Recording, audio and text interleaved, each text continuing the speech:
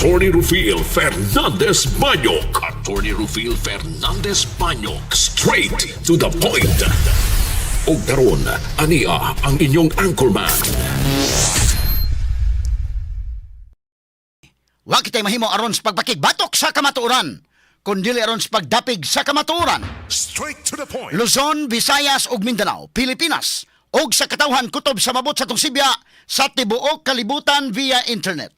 May buntag ug kumusta live gikan sa Queen City of the South, Cebu City, Philippines. Welcome nining atong tulumanon ug inyong tulumanon.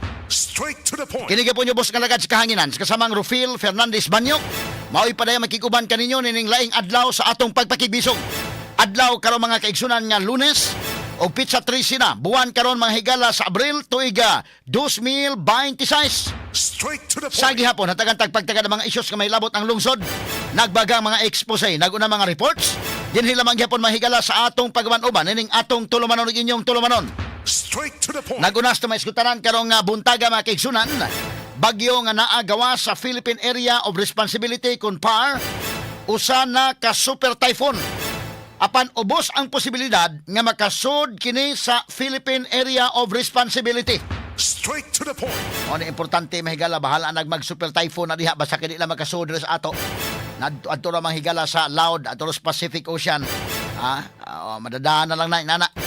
Padayon hinuon kining gimonitor sa pag-asa ang temperatura nga masinati sa Subo gikan sa 26 ngadto sa 32 degrees Celsius ug ang heat index anaa sa 36 degrees Celsius. Straight to the point. Katanig pagtagad robutagas sa patuman mahigala ning atong tulumanon ning inyong tulumanon. Straight to the point. Samtang sa laing bahin sa Banghigala sugod ug mga adlaw Abril 14. Alas 6 sa buntag ipatuman sa mga oil companies ang dakong rollback sa presyo sa mga produktong petrolyo. Ang diesel mo os-os og 20.89 ang matag litro. Samtang ang gasolina mo os-osab og 4 pesos og 43 centavos og ang kerosene 8 pesos og 50 centavos ang matag litro. Straight to the point. Mayon ta mahigalag tuloy-tuloy na kini no nga pag-us-os mga sukid tig paminaw. Doon na sila gipang project nga mga pag-us-os kung panalitan mahigala og mo kining matawag nato mahigalag magkasinabot gid unta. Dito sa Pakistan mga higala ang mga peace negotiators, sa Amerika mahigala og ingon man sa Iran. But sa first round mga higala no malaumon lang gyapon ta kay kadto first round pa man to indikin. Kanagong paghusay bisag sa barangay gani mga higala. Doon naman gunay tulo ka hearing sa napita sa lupon. Og ari ka sa labor case mga sukid tig paminaw. Doon na may duha ka mandatory conference usa. Na una magsubmitay og position paper no. So malagmit mga kagilaan permiro pa man to nga panagtagbo nila malagmit medyo init pa mga higala. Pero manghinaot tatang matuloy-tuloy nga dunay kahapsay kalinaw. Kay numero 1 mga kagalaang maapektaran ani kinig yung mga nasod nga pobre. Ato ni hatagag pagtagad nga buntaga mga kaigsunan sa tupaban-uban usab nining atong tulumanon ug inyong tulumanon.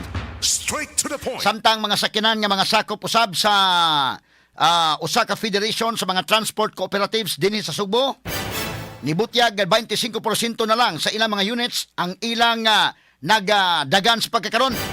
Gumikan mga higala sa kamahal sa presyo sa mga produktong petrolyo. Straight to the Wala ko point. nakabantay ta, medyo mingaw ang kalsada. Kung nakabantay ta, medyo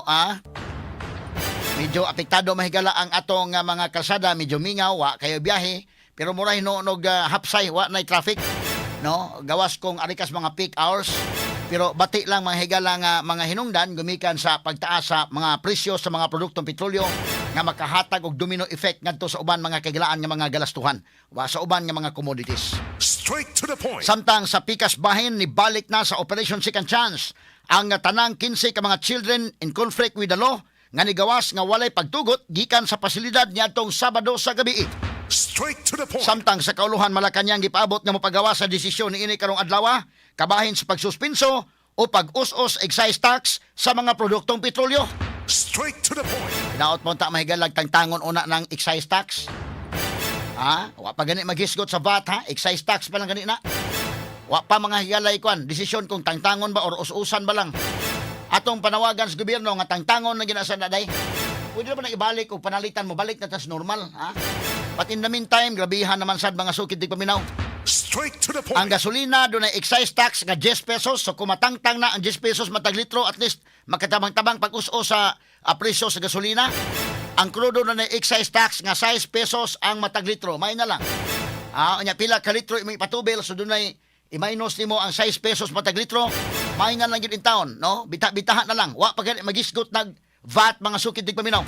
Straight to the point. O na nga medyo hinay kayo nga nakahatag og desisyon ng atong gobyerno. O niya lisod na sa kayo mga kaigalaan. No? I hope nga ilan ng paspasan tungod kay ang katawhan in taon nag-agungoy niining sitwasyon na karon. Straight to the point. Samtang sa laing bahin na ato sa katagay pagtagad bahigalan Department of Foreign Affairs giawhag nga mupatuman og mandatory evacuation sa mga Filipino nga tua sa nasod sa Lebanon tungod sa nagpadayong airstrike batok mahigala sa Israel o sa Hezbollah group nga tua sa Lebanon. Straight to the Ato point. sa nipagtagad karon nga buntaga mahigala. Padayon ang pistok pero padayon sa ng Israel ug Hezbollah kay wa sila apil matod pa. Kay kini kong Hezbollah mahigala nga grupo ni una-una masad mga kagalaan og pabuto gyapon og mga missiles sa Israel mo nang suko ang Israel mahigala nga sige lang magpistok lang nila labot sa Iran pero wa namin labot ning amo dire kay di aman sa border namo ning Hezbollah. Straight to the Pero at point. least na kontrolar na nila mahigalang Hamas, ang Houthis, ang Hezbollah na lang mahigala mga proxy groups kini mga kagalaan sa Iran. Straight to the point. Ingon ang Iran nga maapektaran ang pistok gumikan ining hitabua apan na wa mga higala ramadayon. Kay naingon man ang Amerika mahigala nga wa sila labot sad, ha? Kay tuwa man ang direct threat mga higala sa Israel tuas ilang border kana nga problema sa Lebanon mga kigalaan dili ang entire Lebanon kundi grupo lang nga Hezbollah diha mahigala sa Lebanon. Straight to the Sa point. ato ni tagag sab karon nga buntaga sa uban ining atong tulumanon ug inyong tulumanon. Straight to the point. Dugang alampuon kay talandugon kayo ang peace negotiations mga higala. Wa pa man mahuman kayo pa man ang ceasefire effective pa man mga higala, no?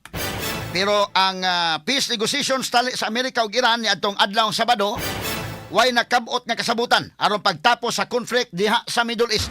Straight to the Tungod point. nini si US President Donald Trump nimando sa US Navy nga babagan ang Strait of Hormuz. Ang babagan maulang ang mga barko nga padong o gikan sa Iran. Straight to the Kini point. guban pang mga iskutanan niya mabati exclusive over DYHP RMN Cebu 612 sa dial sa inyong mga radyo sa 93.9 IFM. Sa